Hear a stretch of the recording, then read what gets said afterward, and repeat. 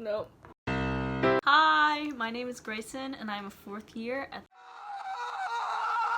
the School of Architecture. I'm double majoring in architecture and engineering, and if you're curious about the difference between those, I just put out a video about that, so you can go check it out.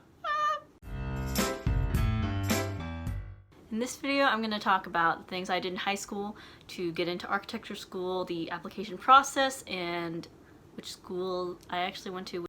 As a disclaimer, I can only speak for myself here. I can't speak for everyone who applies to or everyone who applies to architecture as a whole. I'm stupid. Let's take a trip in the time machine and rewind all the way back to spring 2015. Oh boy. Picture this. End of my sophomore year, and I'm like getting serious about going to college. As a kid, I actually did want to be an architect, but it kind of like faded on me. So there were two decisions that I made that kind of changed the trajectory. I can't say it. That changed the trajectory of my high school career. The first was prioritizing my interests, and the second was challenging myself. And I sound like a motivational speaker right now. In this semester, I decided to quit orchestra to take AP Art History. It was kind of a big decision, but I'm really glad I made the decision that I did. First of all, I wasn't enjoying orchestra as much as I used to. I didn't see myself playing cello like my whole life, so I was like, okay, we're done with that. Taking art history was probably the best decision I made in high school as a whole, because I hadn't taken an art class since the 5th grade, and I didn't know how to talk about art at all, which is like really important for architecture. And I would suggest that if you're in high school, try to take an art class or art history or environmental science or anything related to that. Try to take at least one class so you have something to talk about on your college essays when they're like, why do you want to be an architect? The second big decision I made was to try out for a leadership position in my color guard, because yes, I was an orchestra dork and also a band geek. I never saw myself as a leader type. Like, I'm pretty shy and non-confrontational. I tried out to be a leadership position and everyone else dropped out. And so I got it. I would get nervous every time I had to speak in front of like anyone, even my friends. I hate telling people what to do because like I don't like following the rules, so it was a bad combo. However, overall, I learned a lot about myself and how I can be more confident. You know, fake it till you make it.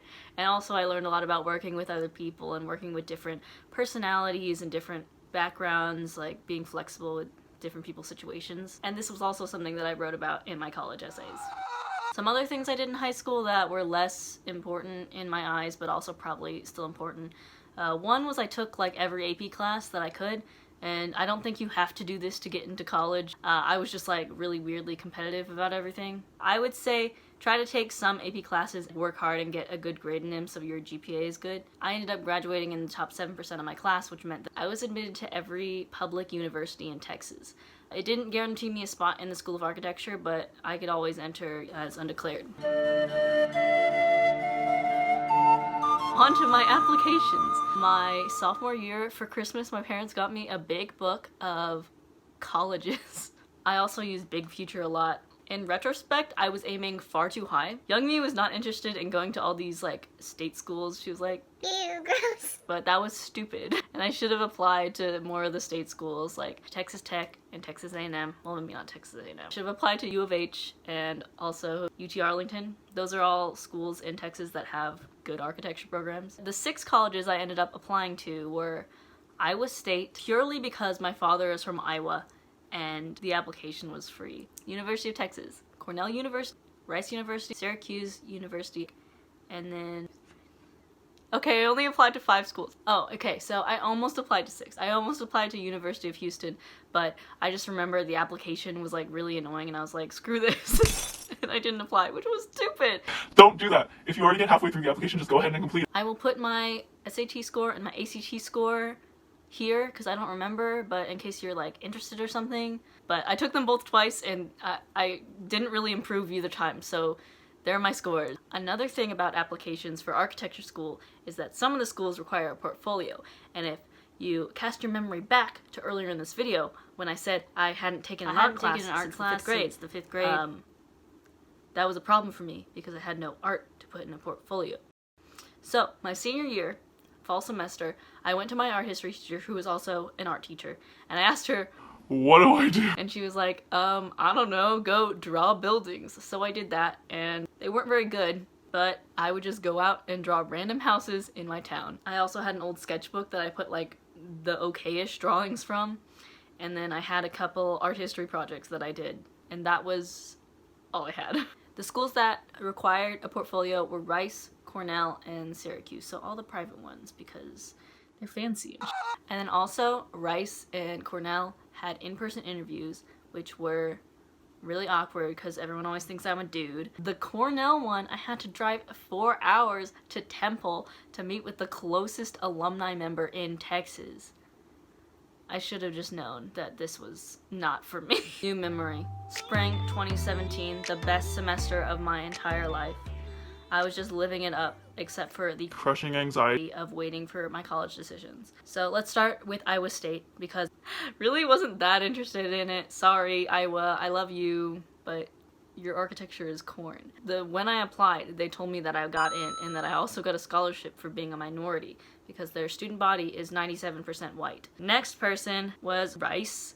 And honestly, it was one of my reach schools. Like, it's a really nice school, and I really wanted to go there if I got in with, like, and take a picture in front of, like, their school sign with, like, 2 ginormous bags of rice, because I just thought that would be the funniest thing. Drumroll, please. I was rejected.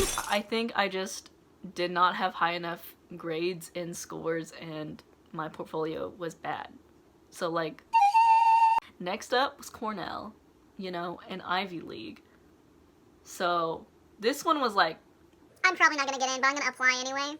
And drum roll, rejected. Last two, Syracuse and UT. And these honestly were like the ones that I thought I could get into and also I would like to go to. I really wanted to go to Syracuse because their architecture school is really, really good, and also their mascot is an orange, and they're the first university with only one school color, which is also orange. I was accepted! Yay! But if you know anything about private schools, they are expensive, and they gave me no money. Excuse you. And then UT, what is that phrase? Bringing up the end. I knew that I was automatically accepted into UT, the university, but not the School of Architecture, and they took so freaking long. It wasn't even a real letter because this is the 21st century. I like just was logging on to my like application website every day and like refreshing it to see if I had been accepted. And I did! Yay!